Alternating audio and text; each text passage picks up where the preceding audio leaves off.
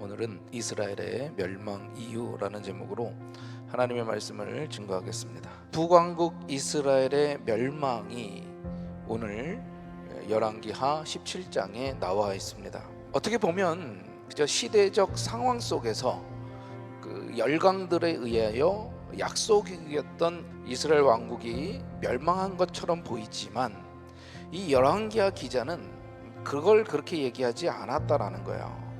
왜 우리들이 선민인 우리 이스라엘이 이렇게 포로 생활을 하고 멸망하게 되는가라는 정확한 진단을 하고 싶었던 겁니다. 하나님의 시각, 또 열왕기서를 기록한 기자의 시각은 전혀 달랐다라고 하는 거죠. 이스라엘이 멸망한 진정한 원인은요, 그저 한 번, 두 번 실수 때문에 일어난 것이 아니에요. 한두 번의 실수로 멸망한 게 아니라 이들이 멸망한 이유는 지속적이고 악의적인 불순종 때문이었다라는 거죠. 어떤 범죄를 저질렀는가? 첫 번째로는요, 다른 신을 섬겼다라는 거예요. 10계명을 통해서 절대로 다른 신을 섬기지 말라라는 계명을 이스라엘 백성들에게 주셨다라는 거예요. 그럼에도 불구하고 이스라엘 백성들은요, 끊임없이 다른 신들을 섬깁니다. 더 나아가서 하나님이 이스라엘 자손 앞에서 쫓아낸 그 이방 사람들의 율례와 규례들을 따랐다라는 거예요. 도대체 하나님께서 얼마나 이스라엘 백성들에게 많이 말씀하셨습니까? 계속해서 이야기했던 것들을 이스라엘 백성들은 속히 떠나버렸다는 거예요. 우리들의 생각은 우리가 그저 하나님을 믿고 세월이 흐르면 저절로 우리가 좋아질 거라고 생각한다라는 거죠. 우리가 저절로 좋아지지 않습니다. 우리가 말씀을 순종하며 죄와 피 흘리기까지 싸워나가는 그런 영적인 전쟁을 계속해 나가야 우리의 영적인 상태라든지 우리의 상태가 점점 좋아지는 거지, 그냥 있는다고 해서 점차로 좋아지는 것이 아니에요. 오히려 더 나빠진다는 거죠. 하나님 앞에 부끄러운 삶을 살지 않도록 노력해 나가지 않는다면 점점 더 나빠질 수밖에 없다는 거예요. 점차로 이스라엘 백성들이 점점점 더 악해지기 시작했어요. 이제 이스라엘 온 천지가 우상 숭배를 하게 되었다라는 거예요.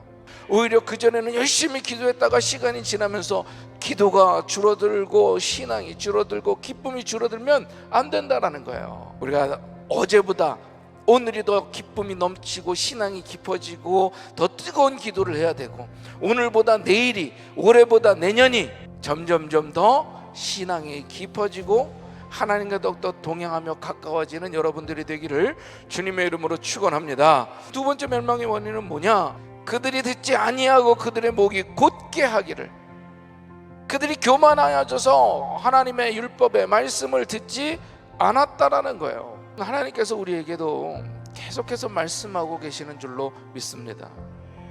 그 죄악에서 떠나야 된다.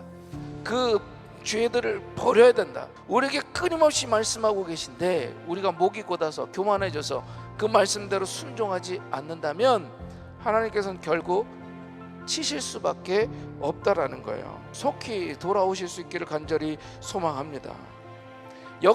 성경의 역사가 말하고 있는 것이 바로 이런 거예요. 하나님 따르기를 거부하고 계속 내 생각대로 세상의 욕망대로 쫓아가면 결국은 망한다라는 거죠. 유다는 좀 낫습니까? 아니에요. 유다도 결국에는요, 망하고 만들라는 거예요. 하나님의 말씀에 순종할 수 있기를 간절히 소망합니다. 세상 정신을 따라가는 게 아니에요.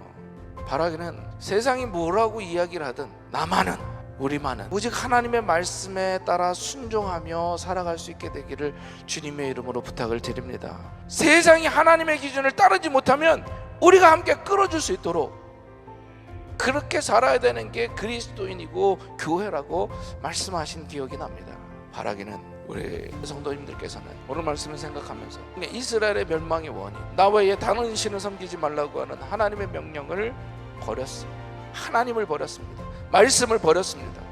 그리고 오히려 교만해져 있었어요. 우리 성도님들이 교만하지 않고 겸손히 항상 말씀대로 순종하며 오직 하나님, 내 마음속의 우상들을 다 제하기를 주님의 이름으로 축원합니다.